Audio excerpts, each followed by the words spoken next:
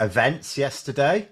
We had two new MRP polls drop. So we've now had three MRP polls. So just to reiterate for people who may not know, an MRP poll is one that doesn't just sample people and go, who you're going to vote for, and then tries to work out some representative sample. That's what the weekly ones do, that a lot of pollsters do.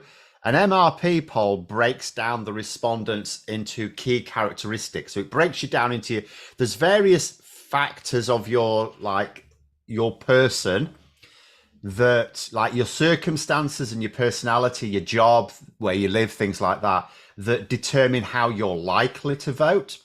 And it breaks down all these characteristics, and then it sort of, via other sources of information, knows how these characteristics are distributed in different constituencies, and it therefore comes up with a reasonable estimate for how people are likely to vote in a general election, were it to happen the day after they publish the results. Which means, of course, we're going to need more MRP polls because, you know, the polls are still going to be changing. Although at the moment, the polls are just they're just widening at the moment. But, you know, things can change. The polls widened in 2017 in favour of the Tories to begin with, and then absolutely crashed. Will the dolphin run in Clacton? I'm sort of hoping the Labour candidate will dress up in a dolphin suit now. I'm not sure he will, if I'm honest, but that would be, you know, that would be hilarious. Or if he just had a dolphin, someone give him a dolphin pin badge. Someone give him a dolphin badge to wear on his lapel. That would work. Yeah, so it's worth looking at this because, you know, the MRP polls. So we've now had three MRP polls drop in the last few days. And happily, because people may know that of the major pollsters, YouGov are the ones I lean most towards. YouGov and Ipsos, I suppose, really. And YouGov were one of those pollsters. And as it happens, one of the top polling analysts, Dylan Difford, had calculated, which was a brilliant coincidence, that if you averaged all of those polls together, then it actually gives you the YouGov poll results. So we don't actually have to look at all three of the MRP polls. We can just look at the YouGov poll, which I have here. So what we can do, just to highlight the situation, because I'm just going to move that away for a minute, because I just want to, if you've read like the headline figures, and you'll think to yourself, oh, I don't know where they are now. I'll need to find them. But it's something like, it says that the Conservatives would probably win about 140 seats. And you think, oh, that's too much. But let me just find the exact ones as well, because I want the Lib Dem ones too. Because I just want to show people. So it has the Conservatives winning 140 seats and the Lib Dems winning 48. And you may think, hang on a minute, Phil, you keep talking about beating the Tories into third place. That's nowhere near third place. They're going to win comfortably second. Yes, it's going to be their worst ever result, but it's comfortably second. However, polling, all that is, in fact, the easiest way to show it is in this. If I organise this according to Labour's lead, hold on, where am I going? From largest to smallest. So these are, so Christchurch, as is almost always the case. Oh, sorry, there we go. I'd got rid of it.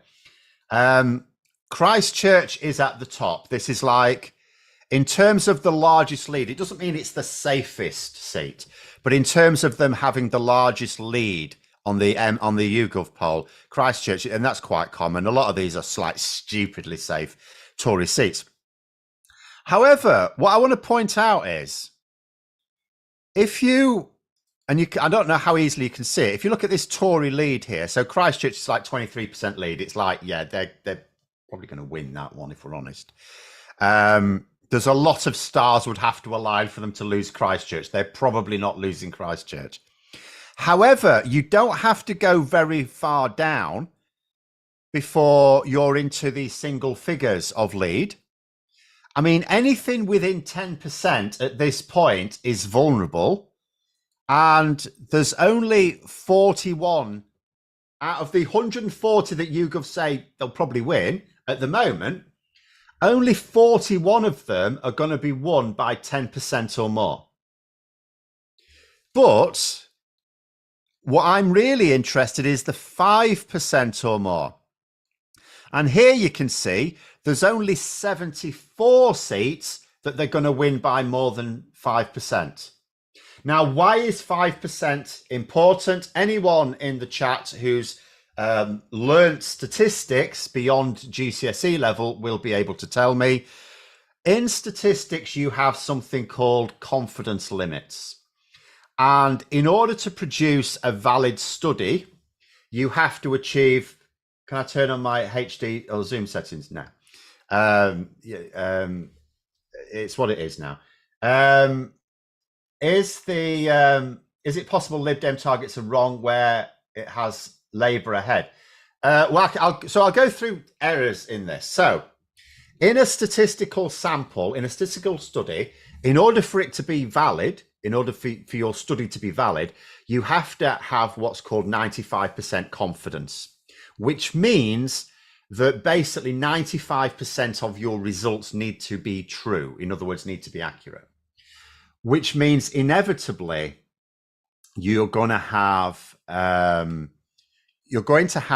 you can sort of think of it, and it's not quite so simple as this, but you can sort of think of it as there being, what would we say now? Oh God, what Graham moaning about? Can I turn off my HD? All right, fine. You can sort of think about it as being 5% error. So in other words, any of these results that it says the Tories are going to win by, and my head's in the way now, but that's because the chat will be on the other side. There's not a lot I can do about that. Any results that are within 5%, and if I just sneak it, I can see the first one is Aberdeenshire North and Moray East. Is within the error. It's within the error of the poll. So in other words, although this one says the Tories will win by 5%, it might actually come down to a few votes. There could be an error there. So there's only 75 where you would look at it and think the Conservatives are at this point very likely to win. Then you add in the Nigel Farage factors, because the other big news yesterday was Nigel Farage says that he's going to lead Reform UK, also stand as a candidate. Now, there has been polling done, not enough for me to be confident about this, but there has been polling done in the past, which specifically explored the issue of, I think Aaron Banks and his mates commissioned it. And it specifically explored what would happen if Nigel Farage led the Reform UK campaign. And the polling found it would actually boost the Reform UK vote at the cost of the Conservative vote specifically, because not many votes go from Labour to Reform UK. There are some, but it's way, way more from the Conservatives. So it's...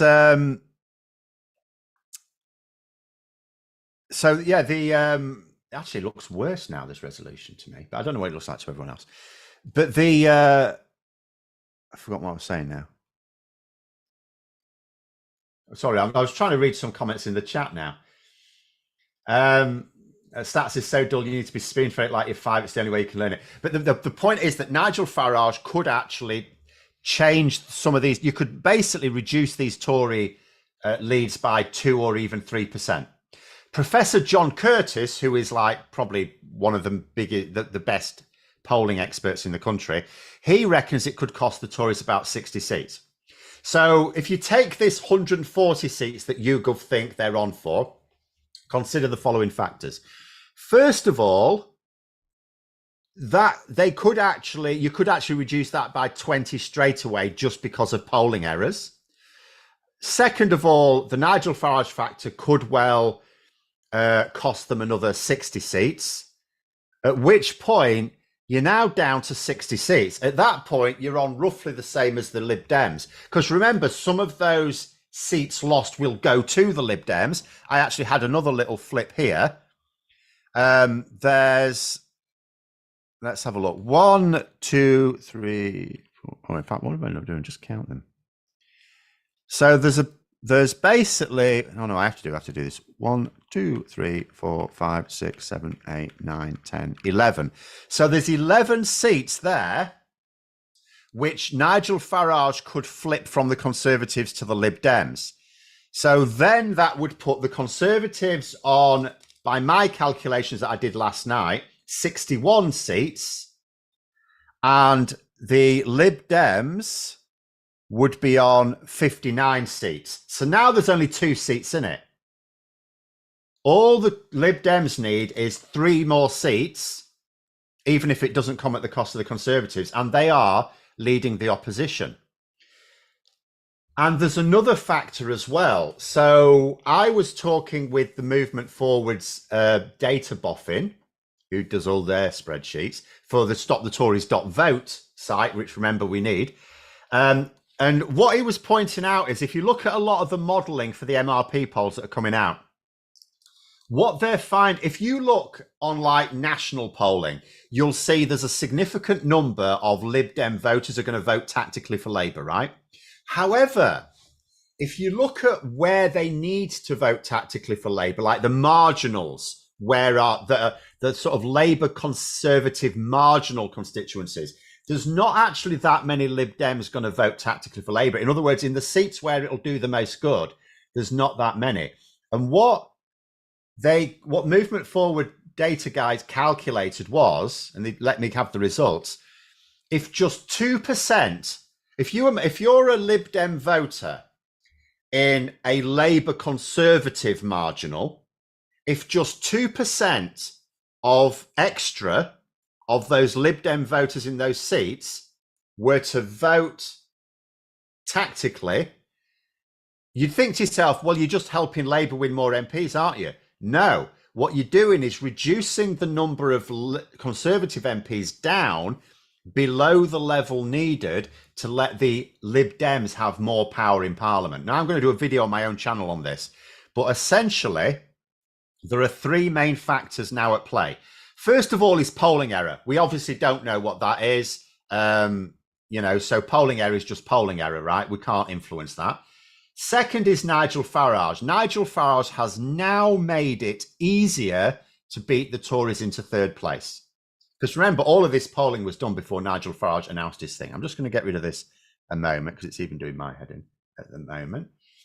And the third factor is, at the moment, there's not that many Lib Dem voters in marginal Labour Conservative seats saying that they're going to vote tactically. There's really not that many. There's way more Labour voters in Lib Dem Conservative constituencies are going to vote tactically for the Lib Dems than there are, and I don't just mean in terms of numbers, because obviously there's more Labour voters, but I mean in terms of a percentage even.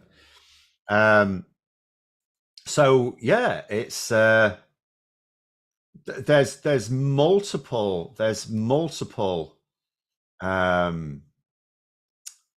ways in which the Conservatives can now realistically end up in 3rd place as a result of Nigel Farage. However, remember, there are stars that have to align. They could align the other way. It could be that the polling error it could be that the polls are being unfairly harsh on the Conservatives, in which case they're probably going to win more seats than it says. It could be that Nigel Farage has no impact. I don't know whether people saw, Nigel Farage did an interview. He's done a few interviews, I suppose, but he did one interview in particular. I've forgotten which channel now. I've got a clip of it somewhere. And the guy was asking him questions and he didn't like the questions. And Nigel Farage was being really childish about it. He's going, you're boring. He's a bore. And I'm not joking. This is what he was actually saying. These are boring questions. Why are you being so boring? And the actual interviewer smiled when he was saying this. And I've seen that look. It's the look of a kid who's broken the supply teacher. So it could well be that Nigel Farage actually doesn't boost Reform UK's polling as much as people might think, because ultimately he's actually a bit crap. And secondly, he's left it late. There's only it's 4 weeks. We're 30 days away from the election, basically, aren't we? It's Tuesday now. So we're 30 days away from the election. So it might well be that actually Nigel Farage doesn't have that much impact.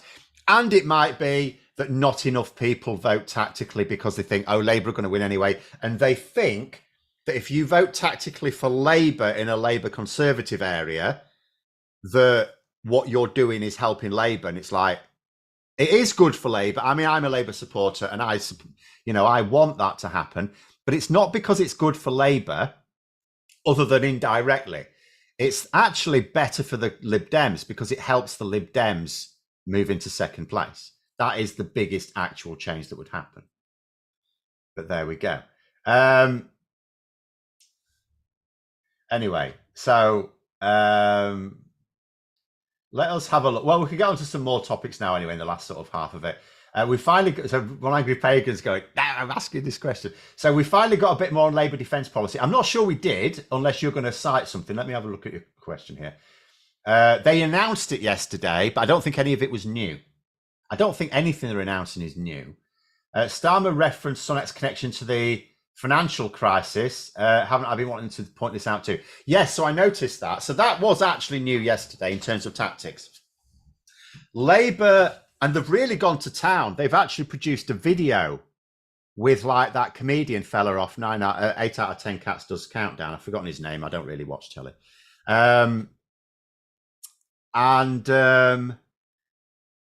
It's so they're now going to, because Rishi's, for those who don't know, Rishi Sunak, it's not just that he was an investment banker and investment bankers caused the banking crash in 2007 to 2009, because it happened over a period of time. Rishi Sunak was literally one of the bankers that caused the crash in this country. You know, there an article, the phrase used is Rishi Sunak was part of a group that literally lit the blue touch paper that led to the crash in the UK. He basically loaded up, created a sequence of events that loaded up the Royal Bank of Scotland with a tipping point of the sort of the famous toxic subprime mortgage. I was going to say assets, but they weren't really assets in the end, were they? Investments maybe is a better word to put it. So yeah, Labour and Labour have not made anything of this. And I thought, well, why wouldn't you make something of this? Because, you know, he's trying to say he's good with the economy, and it's like, you literally broke our economy before you were an MP. You earned he was paid 5 million for that. Obviously he's worth more than that now, you know, but it kick-started his wealth, from which he, you know, made way more money as well. But he was part of the group, literally one of the bankers that started that process. And Labour have never made anything up. John Richardson, thank you. Yeah. So the Labour have done a video featuring him. So they're going to town with it. So yesterday I saw Starmer mention it and I thought, oh, this is new. They've not done this before. And I thought to myself, is this because Rishi Sunak, and although we haven't done it yet in this election contest, we know they're going to. They keep trying to say things like, oh, but Keir Starmer chose to represent like terrorists and criminals and things like that as a lawyer. And it's like, no, cab rank rule. If someone comes along to you and says, I want you to defend, like, first of all, if you're going to attack anyone for defending terrorists, what you're saying is you shouldn't be prosecuting those terrorists.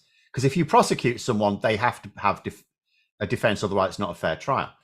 But nonetheless, they're trying to do that. You know, we know the Tories are playing dirty and they're going to try and make out that Keir Starmer defends terrorists, right? So obviously Labour are going, right, we'll show you, because this is what you really did. We don't even have to play fast and loose with the facts here. Anyway, we had a super chat there. Ivan Ambrose, 1999 super chat. Thank you very much. Nigel Farage getting a prominent presence again as the potential for me to suffer more panic attacks. Have to keep holding on to the thought that it could actually make things even worse for the Tories. The thing is, he was getting that anyway, wasn't he? Before he even made this announcement, last week he was on the telly like 3 times, mainstream media at least 3 times. He was on Question Time. He was on a prominent Sunday morning thing, like not the Sunday just gone, but the one before. And then there was something else as well, I think. So he was already getting that. But yeah, they'll fawn all over him. They'll get even more. But it will...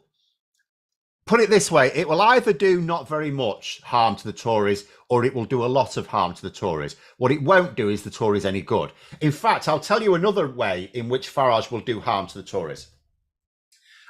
When I did my video on my own channel on it yesterday, one of the things I said in it is, you watch, the Conservatives will probably now carry on doubling down on the wrong policies even louder. And lo and behold, now we hear that Sunak's advisors are thinking of taking a harder line on the European Court of Human Rights. And this is the opposite of what you should do. This is the opposite of what the Tories should do. So the Tories could now, in an attempt to head off Nigel Farage, actually make things worse for themselves. Because I want people to consider this. This will be the last point. Take me a few minutes to explain. Think about the two types of voter that Rishi Sunak can realistically target at this point, right? You can't go chasing after people who are intending to vote Reform UK or Labour or Lib Dems. Once people have decided they're going to vote for a party, it's not that it's impossible to win them back, but it's really hard. So your best bet are undecided voters, undecided Conservative voters specifically. Now, there are two types of undecided Conservative voter that Sunak can target. There are the undecided voters who are leaning towards Reform UK, and there are undecided voters who are leaning towards Labour or the Lib Dems, right? Now, think about it. So what Rishi Sunak is doing, if he's going to think about taking a harder line on things like European Court of Human Rights, think about why this is bad for him. First of all, he's less likely to win those the UK leaning undecided voters back now, because they were already leaning towards Reform UK. Now that Nigel Farage has taken the lead, they're going to lean further to Reform UK. So they're now harder to win back. If Sunak, and this offer of being harder on the European Court of Human Rights, remember, whatever gammon type policy, if we can call it that, the Tories try and come up with, Reform UK can come up with a crazier one. So the Tories cannot outbid Reform UK on the crazy. So it will always, it's like Labour in 2019, and they tried to come up with Brexit light, and it was like, you could not outbid the Tories on Brexit, so why were they trying? Then the other thing to consider is, let's say they can win back some of these Reform UK leaning undecided voters, right? That's worth one vote to them. One vote. But if they can win back undecided voters leaning towards the Lib Dems or Labour, that's worth 2 votes to them, because the Tories are not competing with Reform UK. They're competing with Labour and the Lib Dems. So let's say Clacton, for example, the Tories are not competing with Nigel Farage. I don't think Nigel Farage is going to win that seat. So really, it's between the Conservatives and Labour. So if the Conservatives win a Reform UK voter, it puts the Tory total up by 1. But if they can win a voter that's thinking about voting for Labour, then it reduces Labour's potential poll and boosts it up as well. So it's worth 2. Also, it's easier to win those people back because they're not after crazy policies. They want sensible policies. And it's easier to come up with sensible policies than it is crazy policies. And the other thing is, there's more of them. There are more undecided voters who are leaning towards sensible parties than crazy parties. So this idea of actually trying to double down on crazy policies is just absolutely bonkers. It's completely the wrong thing to do. And yet that's what they're thinking of doing. Phil Wilkinson, £2 super chat, says, have the Tories got candidates for all their seats yet? No. The deadline is this week. Although, unfortunately, yesterday I could have said that Labour do have all of theirs, but I'm not so sure now, because the BBC were reporting on a Labour candidate who had said something really awful a couple of years ago in a podcast, and something awful about they'd done, which I would imagine would mean they're going to have to be deselected now. So Labour are probably going to have to find someone else. At least I hope so. We don't want this coming out in the election proper.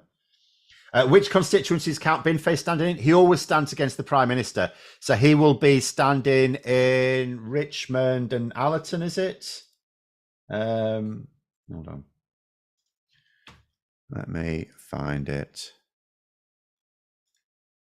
Just going to put them back in order. It's Richmond and something. Rishi Sunak's seat. which is not actually entirely helpful, I have to say, because I know he's not going to take many votes, but that's a tough one. Northallerton, thank you. It is, yeah, Richmond and Northallerton. That's a tough one. The saving grace for that is so this YouGov poll has the Conservatives on 41%, Labour on 32%, the Lib Dems on 9%, the Greens on 5%, Reform on 12%. Now, so Labour are significantly behind there. I don't know that it's the sort of area where Reform UK would be expected to get loads of votes, but if they can increase that by a couple of percent, and at least the tactical vote is clear. It's not like, oh, who is it, Labour or Lib Dem? It's clearly Labour. So for anyone who wants to vote tactically, it's really obvious who to vote for, but it is still tough. And although Count Binface isn't going to draw lots of votes, let's be honest, it's probably not. Did anyone else see the chat between Binface and Al Murray on Binface's YouTube channel? So I haven't seen that, but Al Murray did. Obviously, Al Murray is a character, but Al Murray did stand against Nigel Farage some years ago. Neither of them won. So yeah, people have said he needs to get out again and do it again. Rishi Sunak seat, isn't that the cushy office chair at Callas Bastards LLC? It's a very safe seat. It's nowhere near as safe as it has been in the past. There's lots of seats now that are not very safe.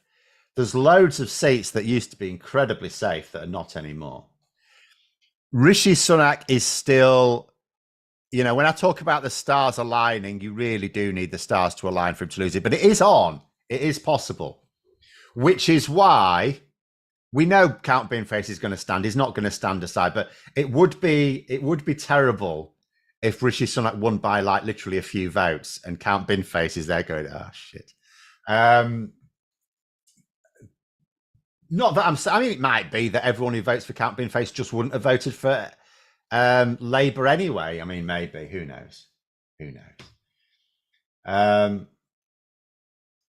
The only issue is the more precarious his seat looks, the more time he'll spend in his constituency. But he can't. If you talk about Rishi Sunak, he can't afford to, and he's not doing. He's got to campaign around the country for his party, so he can't actually afford to spend too much time in his constituency. So that actually makes it harder. The fact that Rishi Sunak is largely going to be absent. Obviously, he is going to campaign in his own constituency. He'd be mad not to, but he can't focus on that. One Aggie Pega said, I didn't know about the 4 new nuclear subs policy review. Strategic defence review was expected. Heard nothing about it beforehand. Yeah, it's been fairly accepted for some time. I know Labour are getting criticism, and I would myself. I mean, I just think, there's 3 views you can take on terms of like nuclear weapons in the UK. You can take the view that there's a deterrent effect. And we should have it. You can take the view that it would be better not to have nuclear weapons, but support multilateral disarmament. In other words, if other people have them, we may as well. Or you can take the view, do you know what? We don't use them. It's not a deterrent. It's a waste of money. I tend to lean towards the last one myself. But at the same time, I also understand most of the public don't. So Labour have come in for a bit of criticism going, why are they committing to something when they're basically committing to a blank check almost, because Labour cannot possibly, because of national security reasons, our nuclear capability is obviously super secret. Labour don't know what the state of play is with the development of our, of the next phase of buying nuclear weapons and nuclear submarines. So why are Labour committing to something where they haven't seen the detail, and they can't see the detail until they're in government? And the answer is, unfortunately, because they have to make these commitments to win certain votes. And it is ridiculous. It's stupidly expensive. I mean, you imagine the money we spend on a nuclear deterrent. I don't think there's any evidence it's a deterrent. And you think about the money spent on it and what we could do with it. You're talking about the best part of 200 billion quid in terms of the next spend coming up. Mad. But it is what it is. Most of the public think, no, we should have it. I think most of the public just want it as a status symbol, quite frankly. No one really wants to use them. No one expects us to use them. Can we not just buy some cardboard facsimiles and just, say that they're nuclear weapons and not tell anyone that they're not? Get it all cheaper. But anyway. Will the YouGov MRP base most of tactical vote website advice? No. It's included in there. Tactical voting has to take into account a lot of factors. There are weaknesses with an MRP poll on an individual constituency basis. So you can't just you use them. And one of the reasons why the stopthetories.vote website is being delayed again in terms of the advice coming out is because of these new polls needed to be factored in. But so they are used, but they're used as a source, and they don't lean on one MRP poll either. They include several, as well as other sources of information, because there are things that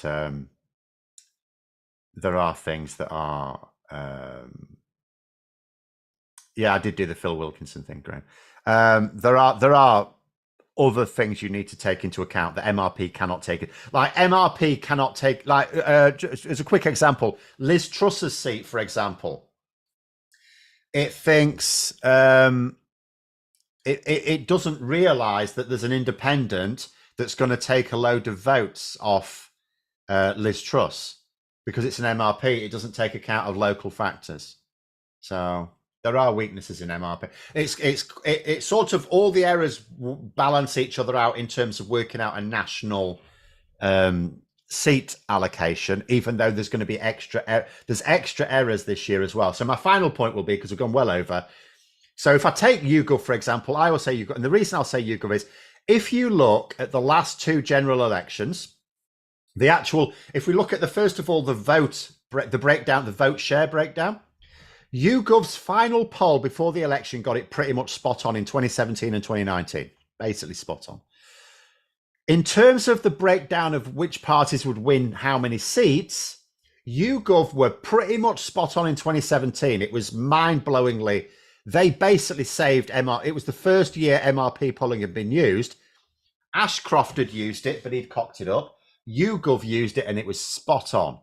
And that's when everyone went, oh, MRP, yeah, this is the future. In 2019, YouGov got the vote breakdown pretty much spot on. However, the seat breakdown not as close. Now, it was within their model. It was within their margin for error. But the Tories won a number of seats that was at the upper end of the model. So, and that was because the 2019 election was really weird in terms of voting behavior. So it didn't break the model, but it stretched it. But the voting behavior at this election is going to be completely mad. I actually think it might break the model a bit. I think we're probably going to have articles after the election of bigger errors and people having to go back to the drawing board and see what they do about it. But I think that's just the case. When you're ready for a seismic shift in voting attitudes and voting behaviors, polling models just do break. So there are going to be significant errors. We just don't know which way. But anyway, we'll leave it there. We've gone well over. I do like talking about data. Thanks very much for coming on, everyone. Don't forget to click the like button and subscribe to the channel, of course, as always. Have a great day. And until next time, I'll see you later.